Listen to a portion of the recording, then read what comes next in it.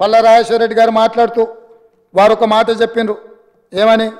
ప్రజాపాలన మీరు ప్రగతి భవన్లో ఒకటే రోజు మొదలుపెట్టిరు, మీరు మాట్లాడిర్రు, ఒకరోజు మీరు వచ్చిపోయినరు, మిగతా ఎవ్వరు రాలేదు, అక్కడేదో అవుట్సోర్సింగ్ ఉన్నోళ్ళని. నేను వారికి సూచన చేయదలుచుకున్నాను. ఎందుకంటే వారు 2 సార్లు శాసనమండలి సభ్యుడిగా డాక్టరేట్ చదువుకున్నారు.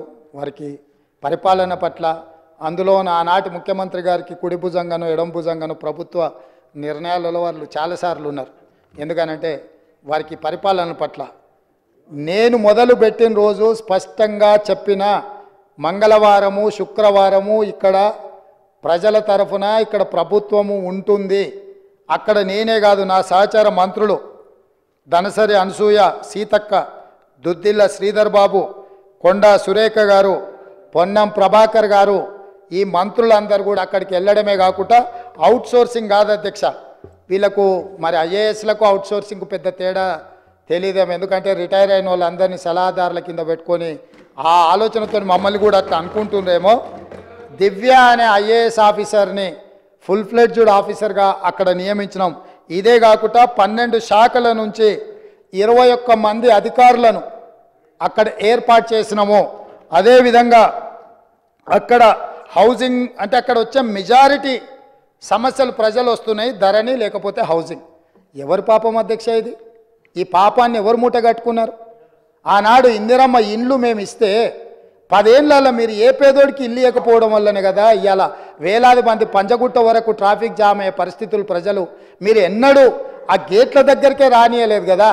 15 ఫీట్ల ముళ్ళ కంచెలు వేసి అడ్డం పెట్టి పోలీసుల పహారాల మధ్య మీరు కాపలా కాసి తెలంగాణ వాడు అనేటోడు ఎవడు ఆ వైపే కన్నెత్తి చూడకూడదని అడ్డుకొని కార్పొరేట్ కంపెనీలోళ్ళు పెద్ద పెద్ద కార్లలో లోపలికి బాజాప్తా వస్తుంటే తెలంగాణ బిడ్డలు తెలంగాణ కోసం త్యాగం చేసిన వాళ్ళు రోడ్డు పక్కన ఆ పక్కన దోషులాగా నిలబడి అర్ధాకలితోని చూస్తుంటే పెద్ద పెద్ద ఎంపాల కార్లల్లా మీ దాంట్లోకి లోపలికి వచ్చి పోతూ ఉంటే వాళ్ళకేమో రాజస్వాగతం పలుకుతూ వీళ్ళని మాత్రం హీనంగా చూసిన రోజులు పోయి అక్కడుండే 15 ఫీట్ల ముళ్ళ కంచెల్ని 7 తారీఖు నాడే బద్దలు కొట్టినము. మా మిత్రుడు 9 తారీఖు నాడు ప్రమాణ స్వీకారం చేస్తా అని ముందుకు జరుపుకున్నాడు. 7 తారీఖు నాడే ప్రమాణ స్వీకారం చేసిండని చెప్పిండు. అవును, 9 బదులు 7 నాడే చేసిన. ఎందుకనంటే మాకందరికి ఆతృత ఉండే ఈ ముళ్ళ కంచెల్ని అర్జెంటుగా బద్దలు కొట్టాలి, ఆ గేట్లు బద్దలు కొట్టి తెలంగాణ బిడ్డల ప్రగతి భవన్ పేరు మీద గడిని నిర్మించుకొని దుర్మార్గమైన పాలన అందిస్తున్న ఆనవాళ్లను నేలమట్టం చేయాలన్న ఆలోచనతోని 9 తారీఖు అనుకున్న ప్రమాణ స్వీకారాన్ని 7 తారీఖు నాడు ఏ నిమిషంలో మేము ప్రమాణ స్వీకారం మొదలుపెట్టినామో ఆ నిమిషంలోనే ఆడ గేట్లు బద్దలు కొట్టి తెలంగాణ ప్రజలకు ప్రవేశం కల్పించినాం. ఆ ఆనందం చూస్తే శ్రీలంకలో రాజపక్షే రాజసౌధం మీద శ్రీలంక ప్రజలు ఏ రకంగా ఆ రోజు ప్రవర్తించినరో ఇక్కడ కూడా అదే విధంగా తెలంగాణ ప్రజలు అక్కడికి వచ్చారు అధ్యక్ష. ఇది కళ్ళ ముందు జరిగిన చరిత్ర. అందుకే 9 తారీఖు బదులు 7 తారీఖు నాడు ప్రమాణ స్వీకారం చేపట్టిన అధ్యక్ష. ఈ ముళ్ళ కంచెల్ని బద్దలు కొట్టడానికే ఆ గేట్లు బార్లా తెరిచి మా తెలంగాణ బిడ్డలు అందులోకి రావడానికి. ఎందుకంటే వాళ్ళ రక్తాన్ని చెమటగా మార్చి కట్టిన పన్నులతో కట్టిన సౌదాలు అవి మీకు శ్వేత సౌదాలేమో కానీ మీరు ఏ సౌదాలని మీరు అనుకుంటున్నారో మాకు తెలియదు. కానీ మా ప్రజలకు అక్కడి నుంచి మంచి పరిపాలన అందించాలన్న ఆలోచన మాది.